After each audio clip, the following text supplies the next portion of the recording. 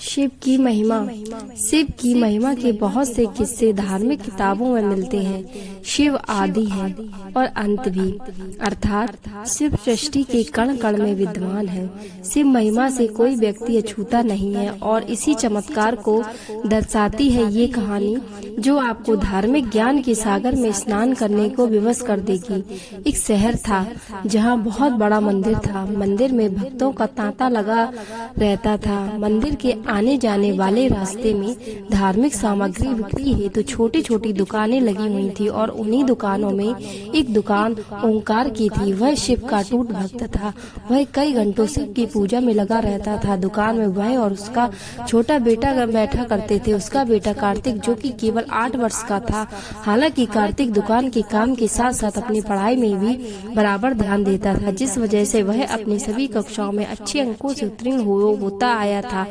ओंकार अपने बेटे से बहुत प्यार करता था। ओंकार की पत्नी कार्तिक को जन्म देते ही दुनिया छोड़ चुकी थी। बचपन से कार्तिक को ओंकार ने माँ और बाप दोनों का प्यार दिया था। कार्तिक अपने पिता का आज्ञाकारी बेटा था। वह घर के काम के साथ साथ दुकान को भी संभाल लेता था। उसकी जिंदगी बहुत मजे से चल रही थी, लेकिन एक दिन नगर निगम का ऐलान होता है कि मंदिर परिसर से सभी दुकानें हटाई जाएंगी। इसका सीधा मतलब था, जिसकी स्वयं की जमीन होगी वही यह धंधा कर सकता था। ओंकार अपने घर में पूजा कर रहा था। जैसे ही उसे यह बात पता चलती है, उसके पैरों तले जमीन खिसक जाती है, क्योंकि मंदिर परिसर की वह दुकान उसकी रोजी रोटी थी और उस दुकान के अलावा उसके पास आमदनी का कोई और जरिया नहीं था। वह तुरंत भगवान शिव के सामने बेसुध होकर लेट जाता है। ओंकार की आंखों में आंसू आ जाते हैं और वह शिव भगवान से कहता है, क्यों दे रहे हो मुझे इतनी तकलीफ प्रभु? क्या मैंने पाप किए थे? कुछ देर बाद ओंकार शिव भगवान के सामने हाथ जोड़कर खड़ा होता है और अपनी दुकान की तरफ भागता है। सभी दुकानदारों को दुकान से सामान खाली करने के लिए एक दिन का समय दिया जाता है, जिसके लिए लाउड स्पीकर से लगातार सारे मंदिर परिसर में सरकारी ऐलान होता रहता है। सरकार के इस फैसले का सभी विरोध कर रहे होते हैं, लेकिन मंदिर में भक्तों की संख्या बढ़ने की वजह से रोड का चौड़ीकरण करना अनिवार्य था। हालांकि प्रशासन ने मंदिर से थोड़ा दूर एक सरकारी जमीन में दुकान बनाने की इजाजत दे दी थी, लेकिन उन जमीनों की लीज पर दिया जाना था और लीज की रकम लगभग जमीन की कीमत के बराबर ही पहुंच रही थी, जो कि ओंकार की पहुंच से बाहर थी। ओंकार दुकान के अलावा कुछ और काम नहीं कर सकता था, इसलिए वह लीज पर जमीन लेने के लिए आवेदन भर देता है और 2 दिनों के अंदर उसे 35% राशि जमा करवाने का नोटिस मिलता है। उसने कई सालों से दुकान से पैसे जमा कर जोड़े थे, इसलिए उसके पास लगभग आधी राशि तो उपलब्ध थी। इसलिए वह 2 दिन के अंदर 35% रकम जमा करवा देता है और बाकी का बचा हुआ 15 दिनों के अंदर जमा करवाने का समय दिया जाता है। ओंकार अपने बेटे से कहता है कि बेटा, हमें ये जमीन कुछ भी करके लेना होगा। मेरे पास आधी ही पैसे हो पा रहे हैं, बाकी पैसों के लिए हमें बैंक से लोन ले लेते हैं। कार्तिक उम्र में छोटा जरूर था, लेकिन वह बहुत समझदार था। वह अपने पिता की बात से सहमत हो जाता है। ओंकार अपने बेटे को बैंक लेकर पहुंच जाता है और प्रबंधक के पास जाकर लोन के लिए आवेदन देता है। बैंक प्रबंधक उसे कहते हैं कि हम आपको बैंक लोन तभी दे सकते हैं जब कोई ऐसा व्यक्ति आपकी गारंटी दे सकता है जिसका खाता हमारे बैंक में हो। ओंकार इस बैंक से संबंधित किसी व्यक्ति को नहीं जानता था। वह पहली बार आया था। ओंकार हताश हो जाता है और वह बैंक के बाहर में हाथ रखकर बैठ जाता है। तभी उसके पास यह व्यक्ति तिलक लगाए पहुंचता है। वह कार्तिक को एक चॉकलेट देता है और ओंकार से पूछता है, क्या बात है, आप परेशान लग रहे हैं? ओंकार अपनी समस्या उसके सामने रख देता है।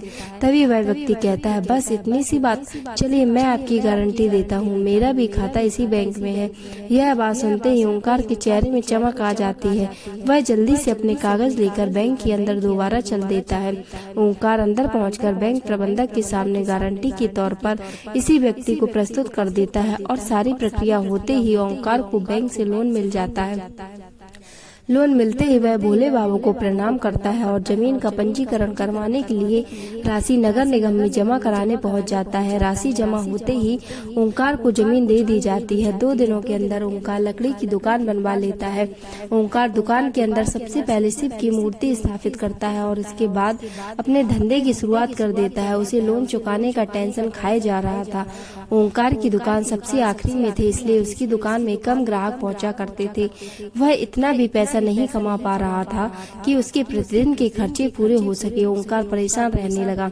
एक दिन उसकी दुकान में वही व्यक्ति फिर से आते हैं जिन्होंने बैंक में उसे लोन की गारंटी दी थी। उन्हें देखते ही ओंकार अपनी दुकान में बैठने को कहता है और जल्दी से उनके लिए चाय नाश्ते का इंतजाम करता है। और जैसे ही वह व्यक्ति ओंकार से उसकी दुकान के हालचाल पूछते हैं तो वह अपना दुखड़ा रोने लगता है। वह व्यक्ति शिव की मूर्ति को नीचे रखे देख ओंकार से कहते हैं, तुमने शिव भगवान को ऐसे क्यों स्थापित किया है? उनके लिए एक छोटा सा मंदिर बना लो, तुम्हारा कल्याण हो जाएगा।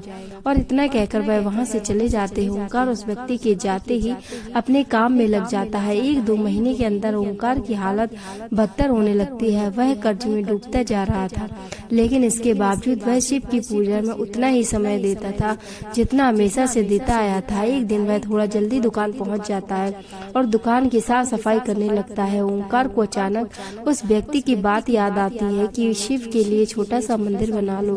तभी ओंकार कुछ मजदूरों को बुलाकर दुकान के कोने में छोटा सा मंदिर बनवाने के लिए गड्ढा खुदवाने लगता है, लेकिन बहुत प्रयास करने के बाद भी उस जगह पर गड्ढा नहीं हो रहा होता है।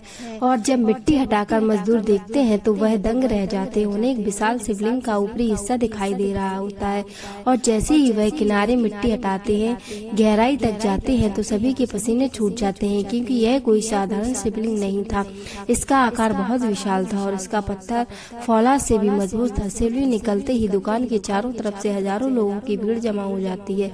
दूर से लोग वहाँ शिवलिंग देखने पहुँच जाते हैं। शिव की इतनी बड़ी मूर्ति जमीन के अंदर से निकलते ही खनिज विभाग के लोग उसे जब्त कर लेते हैं। शिवलिंग को मंदिर की संपत्ति मानकर मंदिर में स्थापित कर दिया जाता है, लेकिन मूर्ति निकलने की वजह से ओंकार की दुकान की कीमत आसमान छूने लगती है। सभी ग्राहक उसी दुकान से सामान लेने के लिए लाइन लगाने लगते हैं। दरअसल लोग उस जमीन को शिव जन्मभूमि का अंश समझने लगे थे। शिव महिमा ने ओंकार का जीवन बदल दिया था और इसी के साथ यह कहानी समाप्त हो जाती है।